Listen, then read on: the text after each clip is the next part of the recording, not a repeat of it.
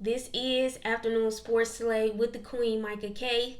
So let's get right into it. Just got done watching episodes 5 and 6 of the Michael Jordan documentary, The Last Dance. Of course, everybody, this is really big in the sports world. If you love basketball, of course, you have been watching it. Now, remember this, I'm doing this for the love of the game.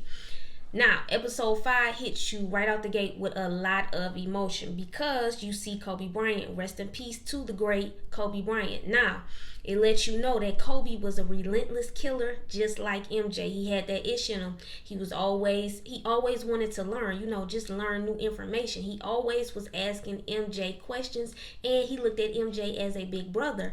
Now, one of the significant quotes that Kobe said during the doc was, Kobe said, "I don't get 5 championships without MJ. He helped guide me to those 5 rings." Now, if I'm looking down, I'm always looking in my handy dandy notebook. If you watch this channel, that's what I'm looking down at, okay? But I want to make sure I still connect with you guys, my slayers, my slayeds, okay?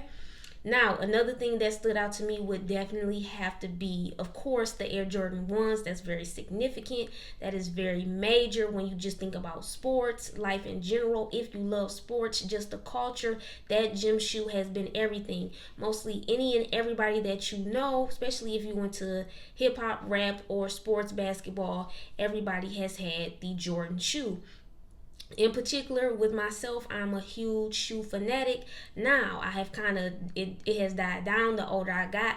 First of all, I don't have the same plugs that I used to. If you feel me, you understand what I'm talking about. Now, when I was in high school, even early years of college, it was really, really big. Even though I still love shoes, I just save and do stuff a little differently.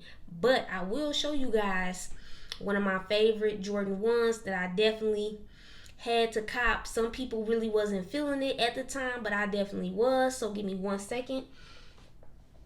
Okay, here we go. They might not be as crispy as they once was. I used to keep my shoes really, really well. I'm really, really a stickler about that. I only wear certain shoes on certain days and things like that. So these are the Jordan 1s, top 3s. Some people at first was like, I don't know. But I was like, oh, I gotta have these.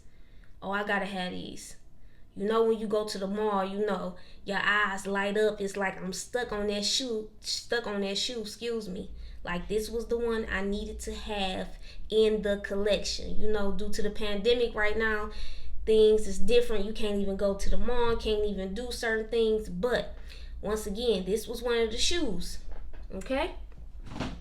Now, Air Jordan 1s is everything, and I feel like, especially still for women, as a woman myself, you can wear the Jordan 1s and you can kind of play with them with your, as far as certain things that you can put on. You could definitely have some cute leggings, still cute jeans, even a nice little short crop top. You can kind of work with that really well. But the Jordan 1s are not my favorite. I will reveal my favorite pair of Jordans. I have a top 3.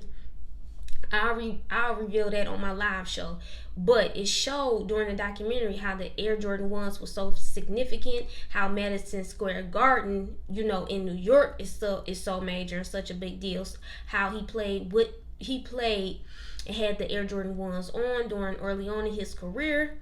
And then it shows how later, when he's about to retire for the first time with the Bulls, and how he wore them the last season with the Bulls. Okay, so that was really a big deal.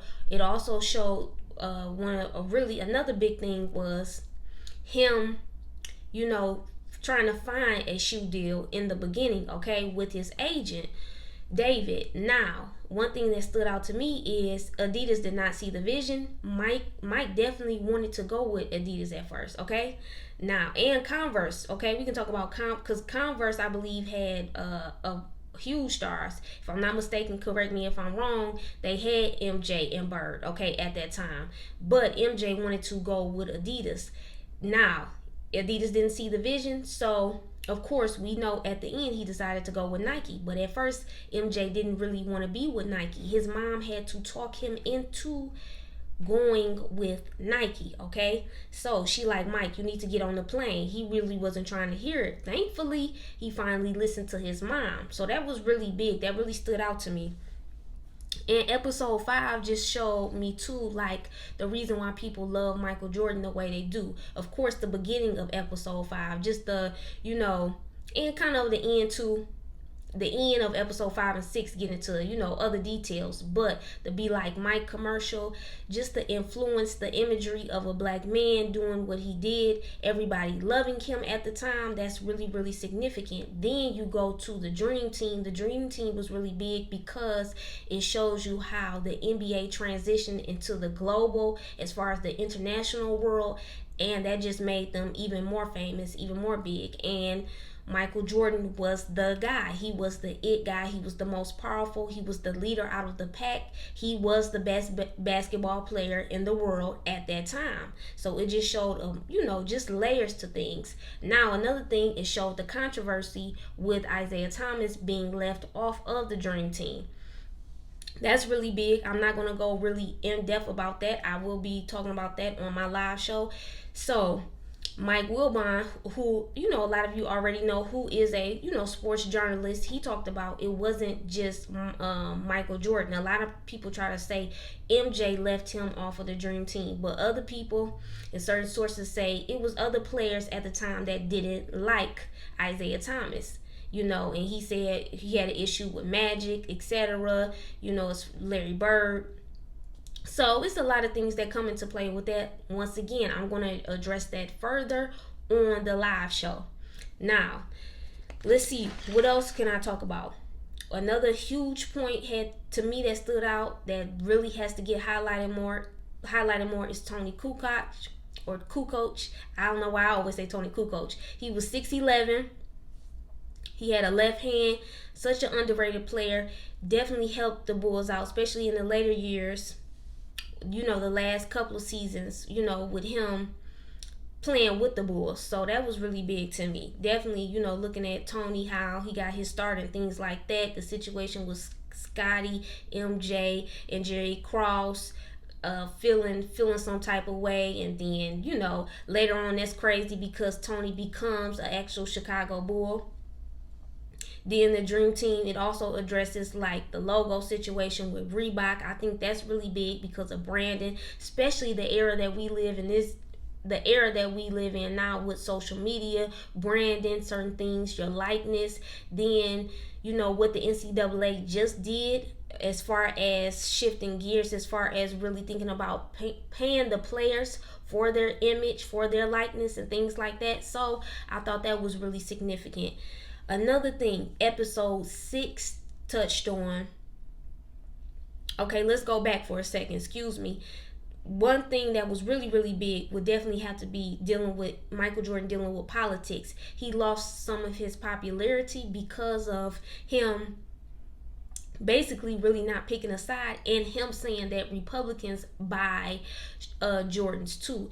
So, being in the African American community, some people was looking at that as like, come on, man, you got to be more for us than that.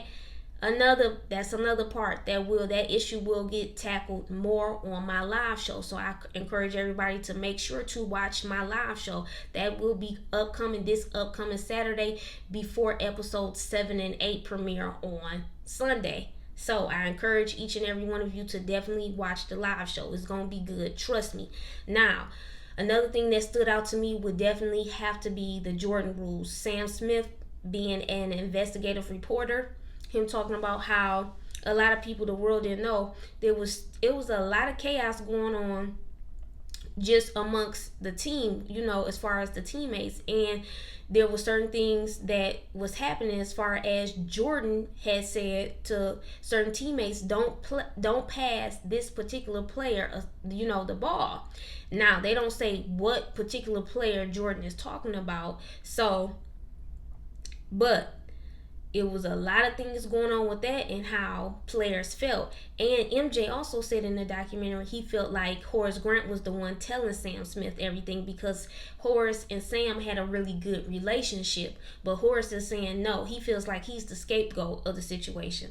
However, when you see BJ Armstrong in the documentary, he says in the documentary, it definitely basically, to me, it was like him saying it definitely wasn't just Horace. It was other coaches, it was other people in the organization, and it was definitely other players that was talking to Sam, because that's how they was able, because that's how, that's how Sam was able to get so much information during that time. And episode 6 to me basically really let me know that Jordan really felt the pressure after winning that third straight championship. He really felt the pressure because it was a lot going on, especially as far as them talking about his gambling situation. And then MJ addressed it and said he really didn't have a gambling problem, but it was more so a competitive problem, like he was just too competitive all the times. Now, I'm gonna take a deep dive into all of that, okay? So those are some of really just the key points that stood out to me, in my opinion.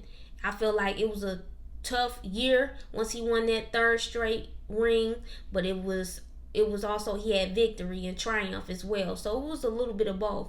And it lets you know greatness breeds jealousy. So when you become great, the jealousy, the hate, the envy is going to come as well. And you're going to have to learn how to balance it out. That's what it kind of shows you with The Last Dance.